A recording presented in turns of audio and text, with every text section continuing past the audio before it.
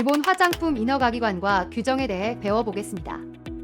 먼저 화장품 규제기관에 대해 알아볼까요? 우리나라에서 화장품을 관할하는 정부 부처가 식품의약품안전처라면 일본에서 화장품을 관할하는 정부 기관은 호생노동성입니다. 하지만 실제 대다수의 실무는 독립행정법인 의약품의료기기 종합기구, 즉 PMDA에서 수행됩니다. 화장품 규정에 대해서도 알아보겠습니다. 혹시 약기법에 대해 아시나요? 당연하죠. 일본에서 화장품은 의약품, 의료기기 등의 품질, 유효성 및 안전성의 확보 등에 관한 법률의 관할을 받는데요. 이를 줄여서 약기법이라고 합니다.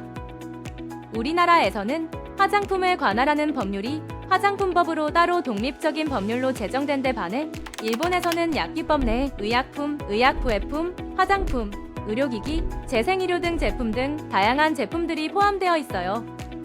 그 외에 우리나라와 마찬가지로 해당 관할 법률 외에도 부당 경품류 및 부당 표시 방지법, 약칭으로 경품표시법, 화장품의 표시에 관한 공정 경쟁 규약, 화장품 등 적정 광고 가이드라인, 고압가스 보안법, 기타 법률도 화장품 업무에 있어 대응이 필요합니다. 이번엔 좀 더 구체적으로 화장품이란 무엇인지 규정한 사항에 대해 알아볼게요. 일본 약기법의 제2조의 3에 보면 화장품은 인체를 청결, 미화하고 매력을 더하고 용모를 변화시키거나 피부 모발의 건강을 유지하기 위하여 신체에 바르고 문지르거나 뿌리는 등 이와 유사한 방법으로 사용되는 것이 목적인 물품으로서 인체에 대한 작용이 경미한 것을 말한다. 다만 이들 사용 목적 이외에 제1항, 제2호 또는 제3호에서 규정하는 용도로 사용되는 물품 및 의약부외품은 제외한다 라고 정의되어 있습니다. 이에 따라 화장품에는 56가지의 효능 효과와 메이크업 효과, 그리고 사용감만을 소구할 수 있게 되어 있는데요.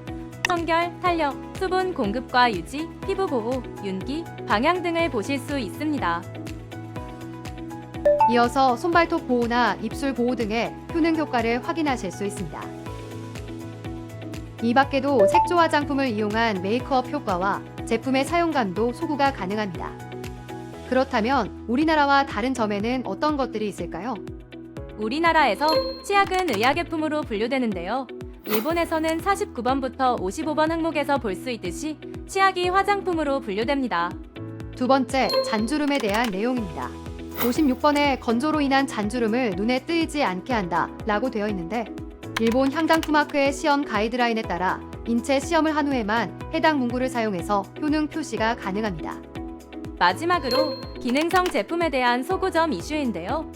우리나라에서는 많이 소구하는 기능성 제품 중 주름, 미백 등의 효능은 일본에서는 소구할 수가 없습니다. 어떤 이유 때문이죠?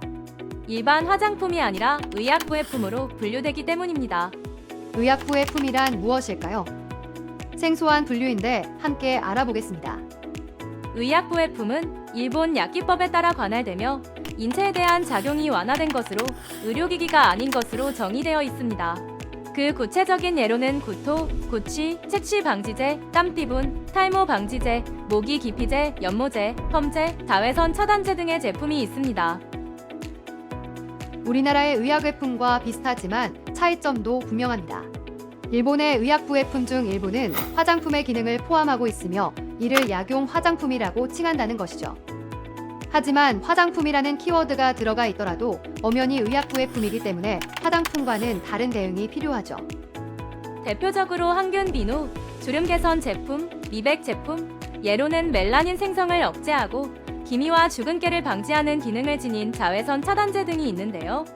우리나라의 기능성 화장품에 해당하는 품목들이 대부분 약용 화장품에 해당한다고 보시면 될 것 같습니다. 화장품과 의약부외품은 제조 판매 승인 필요 여부, 임상 시험 필요 여부와 판매 규제 등 여러 가지 점에서 차이가 있지만 그 중에서 가장 큰 차이라고 한다면 유효 성분 배합 여부입니다.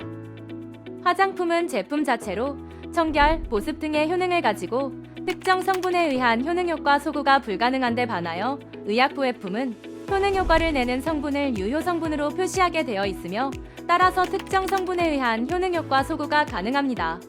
예를 들어 일반적인 화장용 비누는 화장품이지만 항균 비누의 경우에는 의약부외품으로 구분되며 일반 샴푸는 화장품이지만 탈모 방지 효능이 있다면 의약부외품이 됩니다. 그런데 의약부회품으로 취급되는 제품이라도 소구점에 따라 일반 화장품으로 분류될 수 있는데요. 대표적인 예가 먼저 말씀드린 자외선 차단제입니다.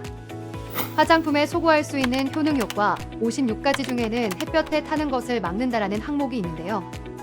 이 항목으로 소구하면 자외선 차단제 또한 일반 화장품으로 분류될 수 있습니다.